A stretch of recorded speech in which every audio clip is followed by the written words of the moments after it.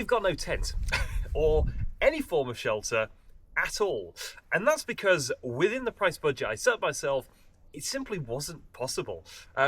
It might have been possible if I'd have bought really dire kit that I'd have been no roll mat, maybe a £10 sleeping bag, a stove that didn't really work, and I'd have just froze myself to death in a cheap backpackers Eurohike tent, which is nothing wrong with, but that's not what I wanted to achieve with the video. I wanted to try and get kit which would last the ages, would last you at least a few times out and get that spark for the outdoors into you. I know what it's like when you go out with kit that really isn't up to the chase at all. It puts you off doing something, and we don't want to be putting people off going into the outdoors.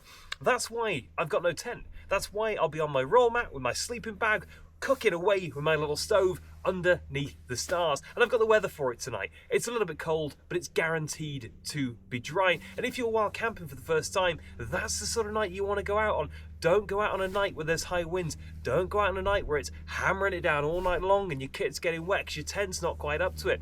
Go out on a nice dry night, no wind, and just enjoy the outdoors. When you get a bit more extreme and you're a bit more rugged, you can go out in snowstorms and to the top of mountains and all the rest of it.